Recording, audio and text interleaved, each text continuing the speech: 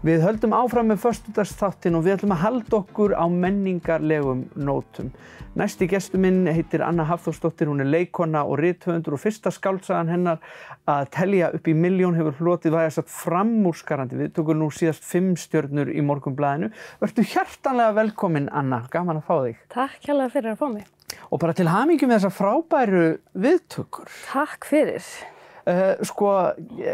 Byrjum bara á byrjunni fyrir þá sem að hafa ekki heyrt bókina að telja upp í 1.000.000. Hvað er bókin?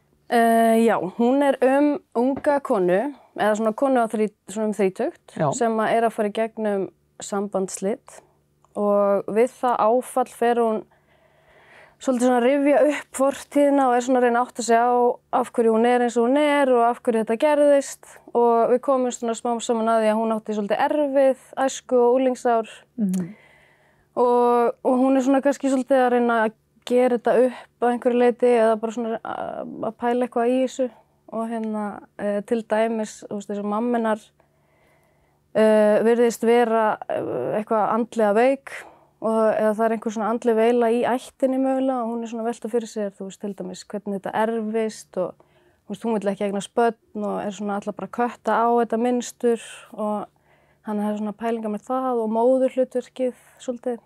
Já. Þannig já, það er svona, þetta er mikið drama en þetta er samt líka alveg svona létt og skemmtilegt. Húmor í þessu. Já, ég vona það. Já, eins og þín er von og vísa. Það hlýtur að vera, varstu búin að ganga með þessa bók lengi áður en þú kýldir á að skrifa hana? Í rauninni ekki, kannski einhverjar svona hugmyndir í henni, þú veist, sem hafa verið lengi í hausnum á mér, sem að ég nota í bókina. En ég skrifa í rauninni smásögu þegar ég er í ritlistanáminu, kannski, alltaf það ekki verið 2018 sem ég skrifa smásögu og svo bara einhvern veginn lætur hún mig ekki vera. Þannig að ég svona byrja að smyrja einhvern veginn utan á hana og hún stækkar og verður og ég ákvað að gera lokaverkefni mitt, sem sagt nóvelu eða svona stutta skáldsögu upp úr þessari smásögu. Og svo eftir útskrift bara held ég áfram að stækka hana og að lokum verður hún þessi skáldsaga. Og það endar svona og það hlýtur að vera ofboðsleg viðurkenning að fá þessar frábæru viðtökur og dóma. Algjörlega og bara því að ég vann þarna 9 raddir hjá forlaginu þá var það strax mikið pepp, Þú veist, hún kemur út að því þetta er svona fyrsta verk og maður svolítið, kannski óöruggur hefur aldrei, þú veist, gefið út áður og veit ekkert hvernig viðbrögðin verða. Það er mjög næs að vera, eða þú veist, það er þægileg tilfinning að vera bara, hún var valin af dómnefnd. Já, þau hljóta að vita hvað þau eru að tala um. Bara þetta hlýtur að vera í semílagi. Já, heldur betur, það er nú aldeilis komið á daginn. En svo ertu náttúrulega í kafi, í leiklistinni líka og svo sem verið að skrifa í þeim geira líka. Já. Ertu að vinna þáttum, veit ég? Já, ég er að skrifa sjónvarpsþætti, svona leikna gaman dramaþætti og ætla að leika sjálf aðalhlutverkið, þannig ég er bara búið til vinnu fyrir sjálf mig. Já, auðvitað. En það er ótrúlega gaman og mig langar að gera líka meira því að skrifa bíómyndir og þætti. Það er skemmtilegt. Og hvernig finnst þér þessi ritstörfin fara saman með leiklistinni, að leika? Mjög vel. Mér finnst þetta fara vel saman. En ég hef verið að einbeita mig meira að skrifstörfum undanfarið. En ef ég fæ einhver tækifæri í leiklistina og segi alltaf já, eða þú veist, alltaf til í það. En það hefur verið meira, ég hef verið að leggja meira áslagans á skrifin. Já. En jú, mér finnst þetta fara vel saman. Ég var fór í tölvunarfræði í háskólanum og ætlaði að hafa það meðfram leiklistinni að vera, þú veist, forritari af því það getur verið svona sveigjanlegt og þægilegt og að leika og það var fínt en svo fannst mér það einhvern veginn ekki alveg, mér fannst ég ekki alveg vera réttri hillu. Nei. Þannig að ég ákvað að fara í ritlistina og ég er mjög ánægð með það ákvörðun. Mér finnst þetta einhvern veginn henta mér betur. Það er margbúið að sanna sig að það var hárrétt ákvörðun. Og hvernig, það hlýtur að vera svolítið pressa þegar maður fær svona góðar viðtökur við fyrsta verki og margir bíða spenntir eftir hvað skrifar hún næst. Þannig að ertu strax farin að hugsa það eða er það bara seinni tíma vandamál? Jú, ég byrjaði að hugsa það og svona það einhverjar hugmyndir byrjaðar að gerjast í hausnum á mér, en ég ekki byrjuð að skrifa neitt ennþá. Nei.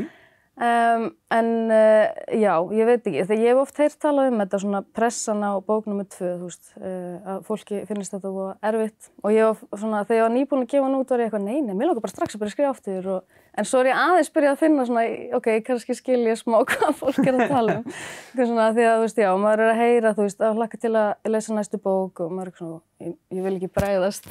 Nei. En já, þannig að, jú, það alveg, en mér finnst bara gaman að skrifa, þannig að ég bara spennt að halda áfram að skrifa. Já, það ekki, kannski, það eina rétt í stöðunni líka bara að halda í gleðina við það og hitt kemur svo bara í ljós. Ég held að það sé eina leiðin til að gera þetta. Því að maður ekkert að vera að flækja lífið of mikið með því að hugsa væntingar annarra. Nei, það held ég bara ekki hægt að lifa þannig. Fyrst og síðast væntanlega þarf maður að skrifa eitthvað sem að manni finnst skemmtilegt sjálfum eða höfða til mann sjálfs. Já, algjörlega. Þannig að haustið fer það mestu í þá þáttaskrif? Já, vonandi þáttaskrif og mig langar að byrja að skrifa nýja skáldsögu. Já. Þannig að vonandi bara... Sem gæti þá, ef allt gengur vel, komið út á næsta ári, jafnvel? Í næsta eða þar næsta ári. Næsta, þannig að við erum ekki lofa of miklu. Já, ég ekki alveg viss. Og ég að vonast til að þættirnir fari í tökur á næsta ári líka. Af því að, já, ég búin að vera að skrifa það svolítið lengi. Byrjaði að skrifa 2018 eða eitthvað, svoleiðis. Og þeir hafa svona auðvitað verið að gera annað líka alltaf meðfram, en ég er orðin mjög upptekin að því að koma þeim frá mér. Já, klára það að. Já. Það auðvitað svona bransið þar sem allt gengur dálítið hægt fyrir sig, kvikmynda- og sjónvarpsbransinn.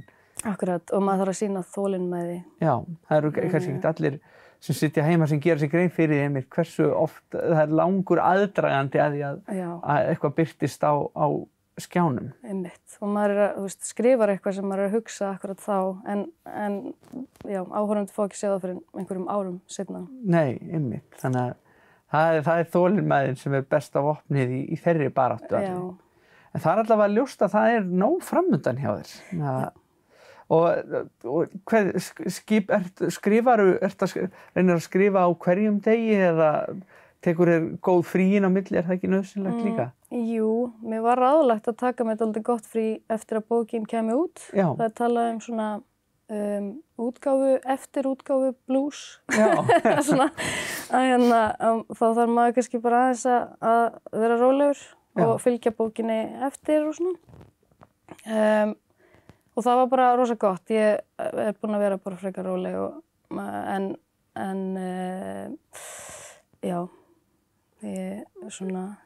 Og svo bara kemur ljós hvenær þú dettur í gírinn með hitt svolítið. Já, akkurat. Þetta ótrúlega spennandi og bara við hvetjum auðvitað alla til þess að ef þeir ekki nú þegar búin að verða sér út eintak af bókinni að telja upp í milljón að gera það og lesa og njóta og svo bara þetta fylgja spennt með því sem kemur í framhaldinu, þáttum og næstu bók þegar það kemur. Yes. Bara takk kærlega fyrir að koma í þáttinn og segja mér og okkur frá þessu. Takk kærlega fyrir að fá mig.